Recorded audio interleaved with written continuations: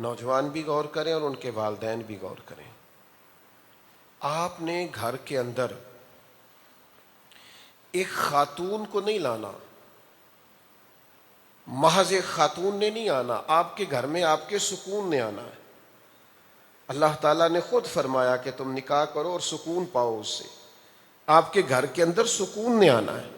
اگر آپ خاتون خانہ ٹھیک نہیں لے کے آ رہے تو اس کا مطلب ہے کہ آپ کے گھر میں سکون اور اطمینان حاصل نہیں ہوگا۔ دیکھیے یہ مسلم شریف میں حدیث ہے، نبی پاک صلی اللہ علیہ وسلم نے فرمایا دنیا ساری کی ساری متاع ہے، یعنی ایک وقت کے لیے فائدہ اٹھانے کی جگہ ہے، ساری دنیا متاع ہے۔ لیکن کتنے مختصر جملوں میں میرے کریم رسول علیہ السلام نے کتنی بڑی حقیقت کھول دی۔ فرمایا دنیا ساری کی ساری متاع ہے، ایک وقت تک فائدہ اٹھانے کی چیز ہے، لیکن فرمایا دنیا کی بہترین متاع نیک بیوی ہے۔ یعنی دنیا ایک متاع ہے، ہر چیز تم فائدہ اٹھا سکتے ہو، لیکن بہترین متاع نیک بیوی ہے۔ اگر تمہارے گھر کے اندر بیوی نیک آ گئی تو تم اپنی زندگی کے بہت سارے معاملات کے اندر تسلی کے لیے، سکون کے لیے، اطمینان کے لیے اپنے گھر کے اندر ایک صالح خاتون کو لے آئے۔ میں تاریخ اور سیرت کے صرف 2 حوالے، زیادہ لمبی بات نہیں، صرف 2 حوالے سیرت کے، تاریخ کے، نبی کریم علیہ السلام کی حیات مبارکہ کے 2 حوالے۔ اور میرا خیال ہے کہ وہ جو خواتین اپنے حقوق ڈھونڈتی پھرتی ہیں نا، اور وہ جو نعرے حقوق کے لگاتی پھرتی ہیں، اور وہ جو معاذ اللہ ثم معاذ اللہ روشن خیال نہیں روغن خیال ہیں، ان کو میں دعوت فکر دیتا ہوں کہ حقوق کا اتنا بڑا چارٹر تمہیں کہیں نہیں ملے گا۔ اور میرے نبی پاک علیہ الصلوۃ والسلام نے اگر خاتون خانہ کے ساتھ محبت کر کے دکھائی ہے، اس طرح کا رنگ تمہیں دنیا کائنات میں تلاش کرنے سے نہیں ملے گا۔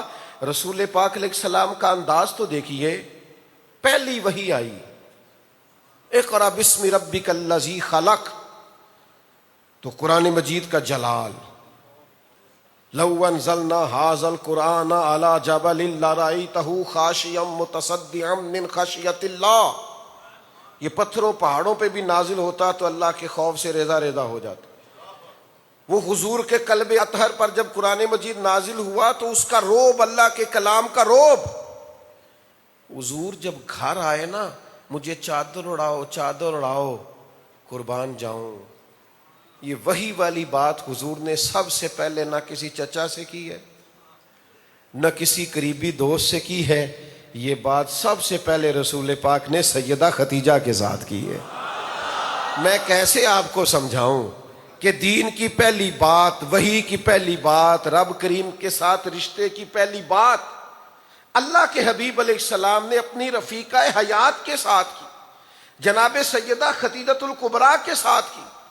تو حضرت خدیجہ رضی اللہ تعالیٰ عنہ نے بھی کیا خوبصورت جملے کہے، یا رسول اللہ غریبوں کی مدد کرتے ہیں آپ، کمزوروں کا بوجھ اٹھاتے ہیں آپ، یتیموں کے سر پہ ہاتھ رکھتے ہیں آپ، یا رسول اللہ کریم رب عزتیں ہی عطا فرمائے گا، شانیں ہی عطا فرمائے گا۔